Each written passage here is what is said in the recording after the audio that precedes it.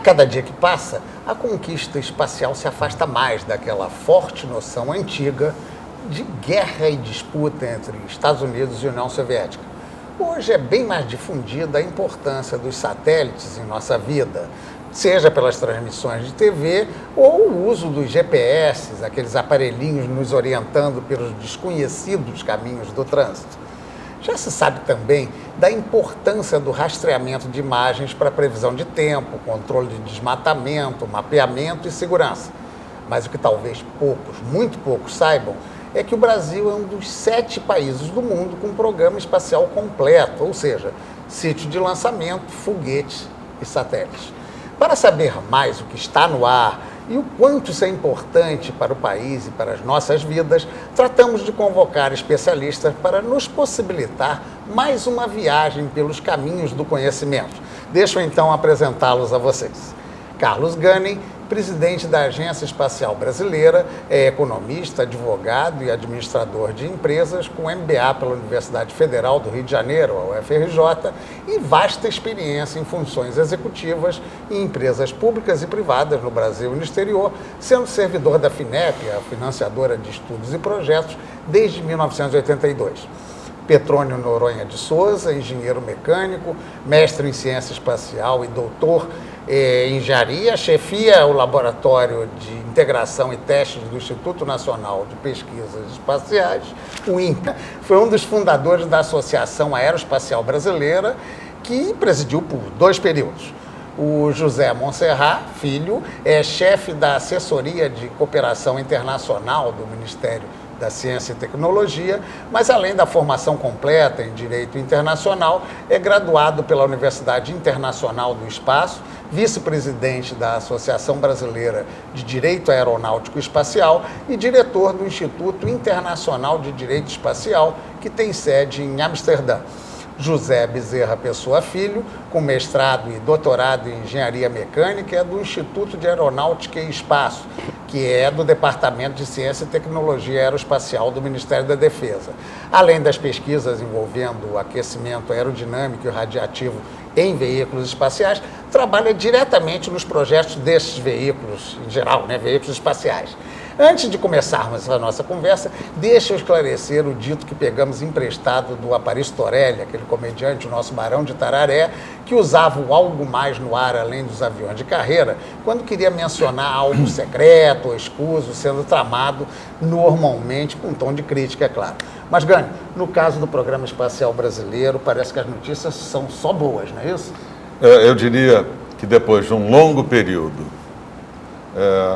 de descanso, o Programa Espacial Brasileiro reaparece, ganha força, investimentos e perspectivas de sucesso nos 3 âmbitos mencionados. Estamos recuperando o sítio da Barreira do Inferno, devolvendo a condição de lançador de pequenos foguetes de treinamento. Estamos praticamente reconstruindo o centro de lançamento de Alcântara, no qual já foram investidos, em 2009, 85 milhões de reais, reconstruída a torre dissolvida pelo acidente de 2003, devolvendo-a numa condição efetivamente muito superior àquela que lá existia há 26 anos atrás, preparando a notícia de um novo VLS completamente certificado. Que é veículo lançador de foguetes. O veículo lançador de satélites ou cargas úteis. Com a certificação do melhor foguete de sondagem de pequeno porte no mercado, que é o VSB-30, completamente certificado e objeto de desejo na Europa, onde ele é lançado na Alemanha e na Suécia. Do ponto de vista de satélites, nossa parceria com a China emerge num programa novo no qual o Brasil finalmente alcança a parceria de 50% das partes executadas no Brasil, o chamado payload, e 50% executado pela parte chinesa, a primeira cooperação entre 2 países do chamado Universo Sul, da faixa do globo, 2 países na época emergentes, 2 países em desenvolvimento, contribuindo para algo inusitado, que é um satélite de dimensões medianas, de imageamento da Terra, e que cumpre uma função social espetacular. Bem, imagiar de graça no Brasil e no exterior. Nós vamos detalhar depois um pouco de cada coisinha dessas, mas eu ia dar uma pulada ali para o Bezerra, porque parece exótico, né? A gente imaginar que nós temos brasileiros formados capazes de construir veículos espaciais, e é a sua praia, né? Sim, e uma questão que geralmente ronda a cabeça das pessoas, né, no Brasil, é do porquê um país como o Brasil está envolvido na pesquisa espacial, uma vez que nós temos tantos outros problemas a resolver.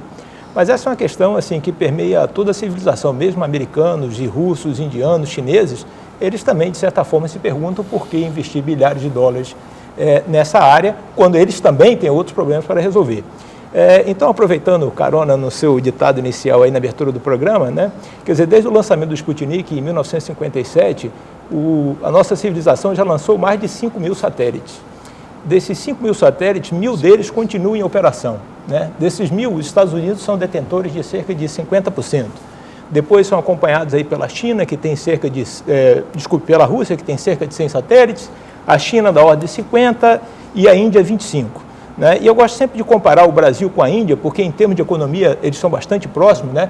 Mas a Índia iniciou seu programa espacial na mesma época do Brasil, eles já estão mais adiantados nessa área, mas de qualquer forma a ciência espacial não se pode viver sem ela nos dias de hoje, nem no Brasil, né? Ela faz parte da transmissão desse programa que os senhores e senhoras estão assistindo em casa, ela faz parte da transmissão muitas vezes de dados de internet, telefonia, sistema de GPS, e muito importante para o Brasil, do ponto de vista econômico, né? A agroindústria, né, corresponde a cerca de 35% da exportação brasileira, ou seja, 35% de tudo que é exportado por este país vem da agroindústria. E a agroindústria depende fortemente de quê? Da previsão de tempo e do acompanhamento do desenvolvimento dessas safras. Então, um país como o Brasil não pode prescindir das ciências espaciais. Bem, já que você fez a defesa de tese, vou passar para o Petrônio do seu lado para ver a questão da formação mesmo. Parece até que vocês ajudam a capitanear um projeto de um lançamento com estudantes de vários setores, né? O INPE coordena isso para termos também um veículo lançador vindo dessa formação acadêmica?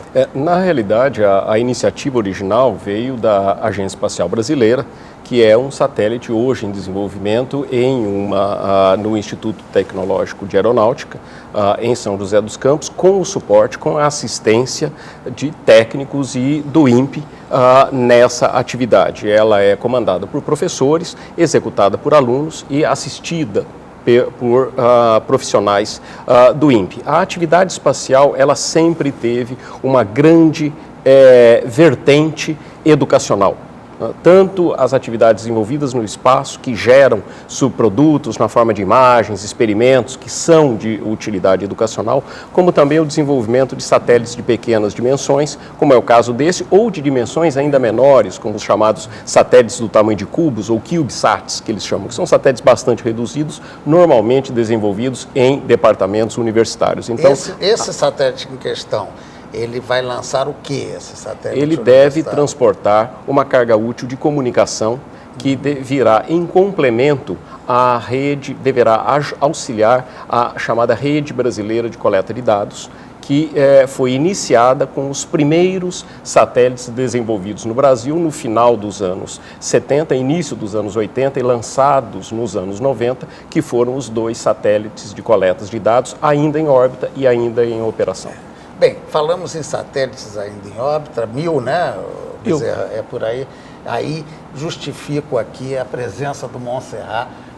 Qual é o guarda que comanda esse trânsito aéreo? Como é que é essa questão de órbita no conceito internacional? Qualquer um chega, lança... Há um acordo para isso? Como é que é, Montserrat? Em princípio, o assunto é regido pela premissa de quem chegar primeiro leva. Mas existe, teoricamente, uma declaração da Assembleia Geral das Nações Unidas garantindo pelo menos uma vaga para quem conseguir chegar ao domínio da tecnologia mais tarde, ou seja, eles garantiram alguma forma de possibilidade para os países mais atrasados terem acesso às órbitas no futuro. É claro que até hoje essa chance não foi aproveitada e continua regendo na prática o princípio de quem chegar primeiro leva, ou seja, é claro que lá na UIT, União Internacional de Telecomunicações, há toda uma negociação que é feita sobre cada tipo de órbita e cada projeto que se candidata a essa órbita. Mas isso é um processo que tem sido conduzido pelo Brasil de uma maneira muito profissional até hoje. Agora, nós estamos vivendo um tempo agora de uma intensificação das atividades espaciais, ou seja, hoje há órbitas abarrotadas, ou seja, grandes disputas em torno das melhores posições. Isso nos obriga a ter uma posição política no mundo espacial mais forte, eu diria, do que temos hoje.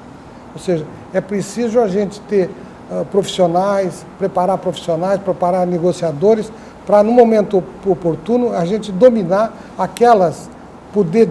poder ocupar tranquilamente aquelas posições orbitais que nos são mais favoráveis. Bem, para começar, foi isso. Vai ter muito mais depois do intervalo. A gente volta já já. É rápido.